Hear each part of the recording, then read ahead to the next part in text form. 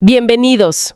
Hoy nos vamos a meter a un mundo que, aunque no siempre vemos, es fundamental para cómo funciona casi todo.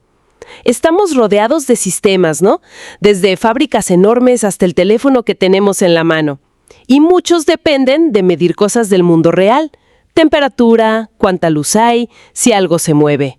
Hoy vamos a explorar cómo lo hacen, enfocándonos en los sensores, específicamente cómo medimos presión y flujo. Para esta exploración nos basamos en material de una presentación del Dr. Rendón Hernández Fabián J. sobre instrumentación y control. Queremos entender cómo funcionan estos aparatitos y por qué son tan clave. Muy bien, pues entremos en materia. Para empezar, ¿qué sería un sensor? Así la idea más básica. De luz y la transforma en otra señal. Generalmente, esta señal de salida es eléctrica, porque así ya la podemos medir, procesar o usar para controlar algo. O sea, hace de puente entre lo físico y lo eléctrico. ¿Entendido? Exacto. Y a ese proceso de transformación le llamamos transducción. Es el corazón del sensor. A veces, fíjate, no es un solo paso. Puede haber un elemento primario que detecta la variable y luego otros elementos secundarios que refinan esa señal. Esto pasa en sensores un poquito más complejos.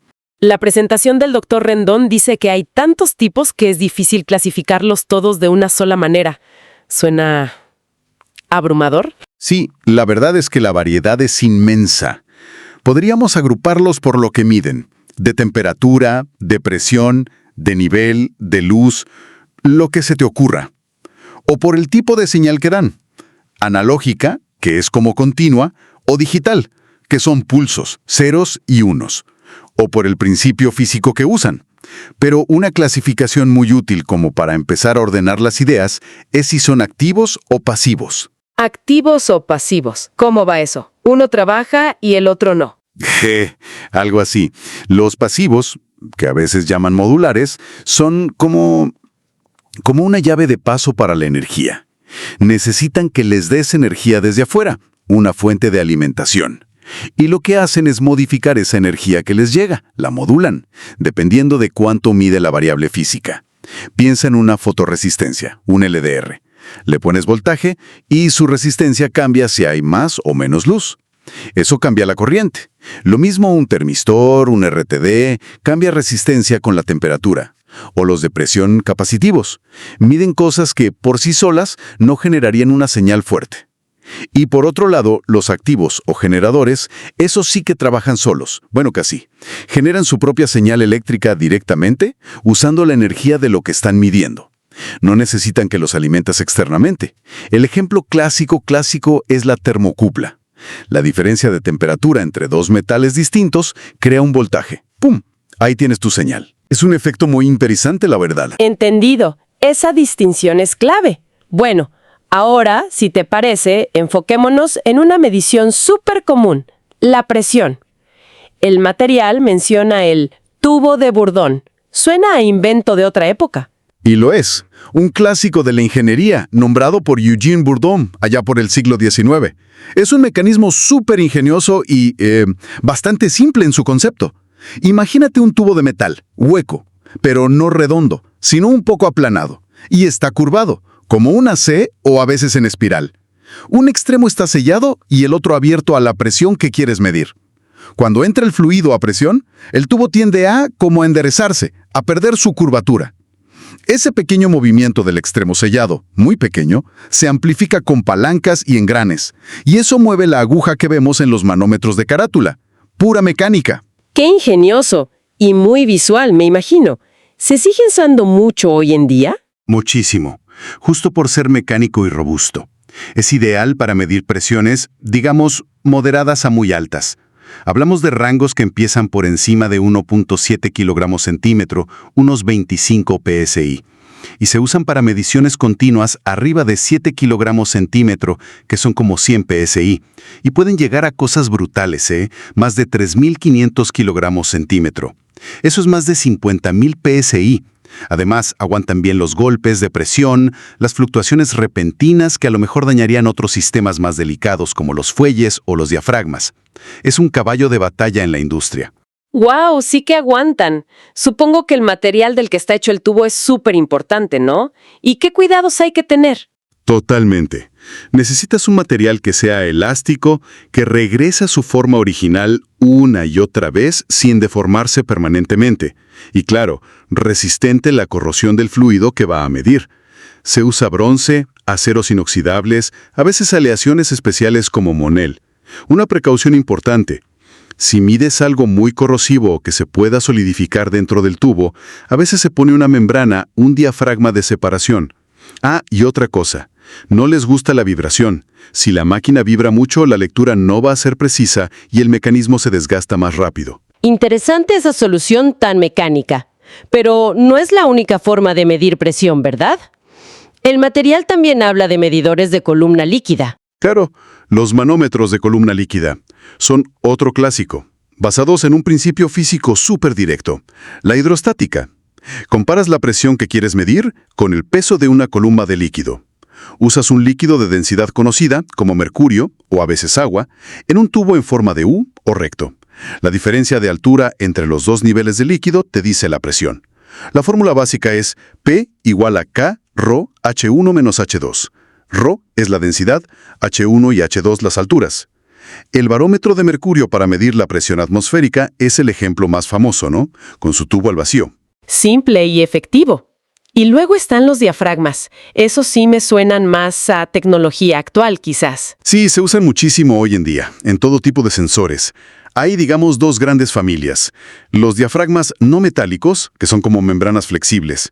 Esos son geniales para medir presiones muy bajitas o diferencias de presión pequeñas. Por ejemplo, para ver si un filtro de aire ya está tapado o para medir la velocidad del aire por la presión que ejerce al chocar.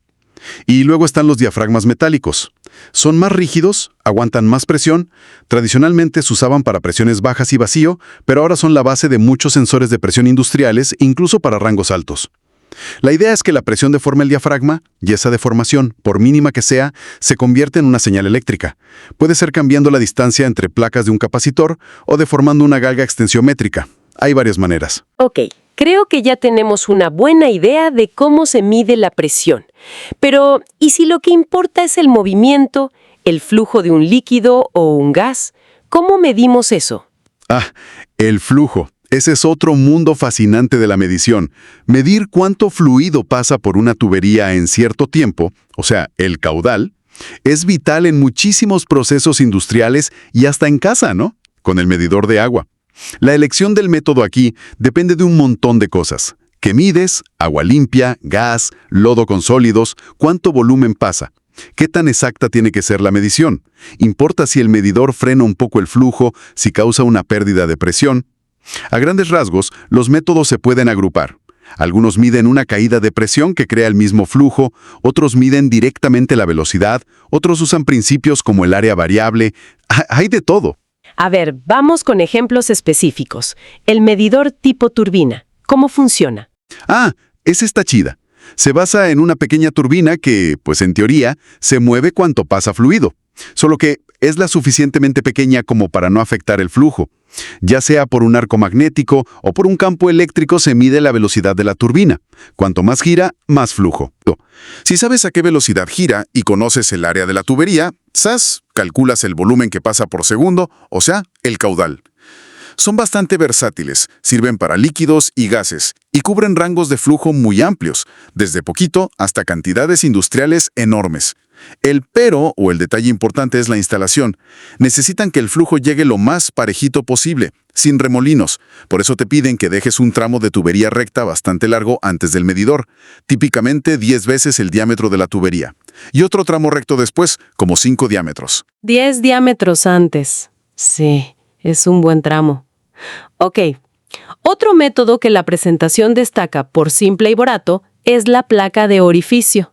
Aquí la cosa se pone interesante, dice. Sí, la placa de orificio es quizás el medidor de flujo más usado en la industria. ¿Por qué? Porque es relativamente barata, es fácil de instalar entre dos bridas que ya existan en la tubería y no tiene partes móviles. Es tal cual una placa de metal delgada con un agujero en el centro, bien calibrado y con el borde afilado. Este agujero es más pequeño que la tubería, claro. Al obligar al fluido a pasar por ese hueco más estrecho, la velocidad del fluido aumenta justo después de la placa. Y por el principio de Bernoulli, su presión baja. Mides la presión antes y después de la placa y esa diferencia de presión te dice cuánto flujo está pasando. Su gran desventaja, y es importante, es que crea la mayor pérdida de presión permanente de todos los medidores de este tipo. O sea, necesitas más energía para bombear el fluido a través de ella. Es un freno considerable. Entiendo. ¿Y de qué están hechas estas placas? ¿El espesor importa? Sí, claro. Son placas metálicas delgadas. El espesor depende del tamaño de la tubería. Para tubos pequeños, hasta 4 pulgadas, suelen ser de un 16avo de pulgada. Para tubos más grandes, hasta 16 pulgadas, de 1/8. Y para diámetros mayores, de 1/4 de pulgada. El material debe resistir la corrosión y la erosión del fluido. Y el borde del orificio, el que da hacia el flujo, debe estar bien afilado y sin daños. Un detalle interesante es que justo después del orificio, el chorro de fluido se contrae. Forma como una cintura más estrecha. A eso le llaman la vena contracta. Ahí es donde la velocidad es máxima y la presión mínima. Las tomas de presión se ponen estratégicamente para medir bien esa diferencia.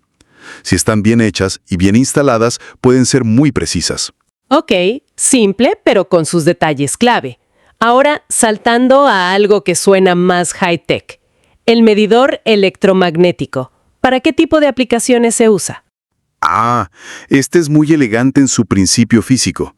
Usa la ley de Faraday de la inducción electromagnética. Creas un campo magnético que atraviesa la tubería. Si el fluido que pasa por ahí es conductor de electricidad, y esto es clave, tiene que ser conductor entonces el propio fluido. Al moverse dentro del campo magnético, actúa como un conductor móvil. Y esto induce un voltaje pequeñito entre dos electrodos que se ponen en las paredes de la tubería, perpendiculares al campo y al flujo. Ese voltaje es directamente proporcional a la velocidad promedio del fluido. Mides flujo sin tocarlo casi. ¡Guau! Eso sí suena avanzado. Ventajas y desventajas. Las ventajas son enormes para ciertos casos. Primero, no obstruye el flujo para nada. Es como un tramo de tubería liso por dentro. No tiene partes móviles que se desgasten. Y lo más importante, la medición no se ve afectada por cambios en la viscosidad del fluido, ni en su densidad, ni si el flujo es turbulento o no. La señal de salida es lineal con el flujo, o sea, fácil de interpretar. Y la respuesta es súper rápida, casi instantánea. Son ideales para líquidos difíciles, muy corrosivos, abrasivos o lodos, como los que se manejan en minería o en plantas de tratamiento de aguas residuales, o incluso metales líquidos. La gran limitación es esa. El fluido tiene que ser conductor. No funcionan con aceites, gasolina, solventes, gases, ni con agua muy pura, porque no conducen la electricidad o lo hacen muy mal. Los electrodos también pueden polarizarse si la conductividad es muy baja. Tiene toda la lógica.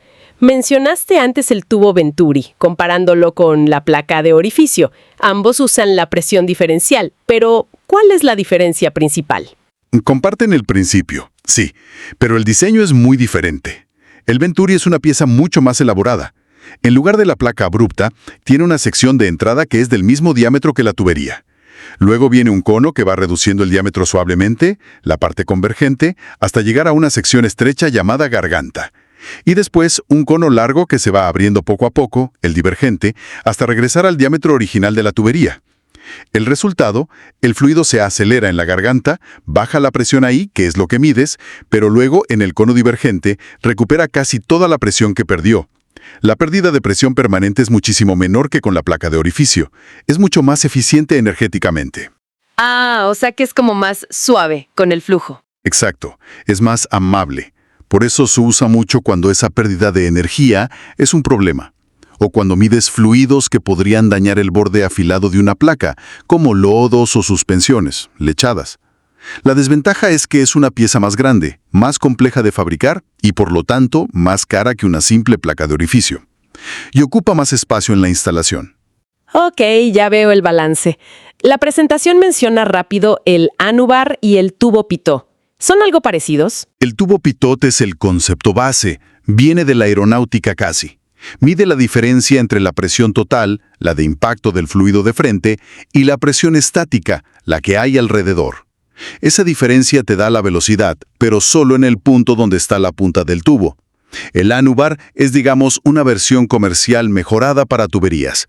Es una barra que atraviesa la tubería y tiene varios agujeritos para medir la presión en diferentes puntos del diámetro. Saca un promedio, lo que da una mejor idea de la velocidad media en tuberías grandes. Ambos se basan en la ecuación de Bernoulli. Se consideran a veces más como instrumentos para hacer mediciones puntuales, de calibración o para laboratorios, más que sensores súper robustos para control industrial continuo, porque son sensibles a cómo está el perfil de flujo. Entendido. Y para terminar, los medidores ultrasónicos. ¿Cómo le hacen para medir sin siquiera tocar el fluido? A veces desde fuera de la tubería. Esos usan ondas de sonido pero de una frecuencia muy alta, ultrasonido, arriba de los 20.000 Hz, que ya no oímos. La idea básica es mandar pulsos de estas ondas a través del fluido. Pones un emisor en un lado de la tubería y un receptor en el otro, o a veces ambos del mismo lado, y usas el reflejo en la pared opuesta. El chiste es que si el fluido se está moviendo, empuja o frena un poquito a las ondas de sonido. Si la onda viaja a favor del flujo, llega un poquito más rápido al receptor. Si viaja en contra, tarda un poquito más. Mides esa diferencia de tiempo de viaje, que es pequeñísima pero medible. Con esa diferencia de tiempo, y sabiendo la geometría de la tubería y cómo se pusieron los sensores, puedes calcular la velocidad promedio del fluido, y de ahí el caudal. Hay otra técnica que usa el efecto Doppler, el cambio de frecuencia del sonido al reflejarse en burbujas o partículas que lleva el fluido. Lo genial de algunos de estos es que los sensores se pueden poner por fuera de la tubería abrazándola. Son los clamp-on. No tienes que cortar la tubería, ni parar el proceso, ni nada. Y cero contacto con el fluido, ideal si es peligroso o muy puro. Fascinante, de verdad. ¿Cómo con sonido puedes medir movimiento? Bueno, hemos recorrido un espectro increíble, ¿no? Desde la mecánica pura del burdón, con sus engranes, hasta estas ondas ultrasónicas que ni oímos, pasando por la simplicidad de un agujero en una placa, o la elegancia de usar el propio fluido como conductor. Exacto. Y creo que lo importante a llevarse es eso. No hay un sensor mágico que sirva para todo. Cada tecnología tiene sus puntos fuertes, sus debilidades, su rango ideal de trabajo, sus costos, sus mañas de instalación. La clave está en entender qué quieres medir, en qué condiciones, con qué precisión y cuánto puedes gastar, para elegir la herramienta correcta. Conocer estos principios nos ayuda a valorar toda la ingeniería que hay detrás de tantos procesos que damos por sentados. Definitivamente te da otra perspectiva. Y bueno, para dejar una idea flotando, vemos que estos sensores son cada vez más pequeños, más listos, se conectan a todo. Están en la industria, en la medicina, en nuestras casas inteligentes. Si seguimos esa línea, esa capacidad creciente de medir y digitalizar nuestro entorno, ¿qué cosas nuevas, qué variables que hoy ni se nos ocurre medir, creen que podríamos estar monitoreando de forma común y corriente en, 10 años? Una pregunta abierta para la imaginación.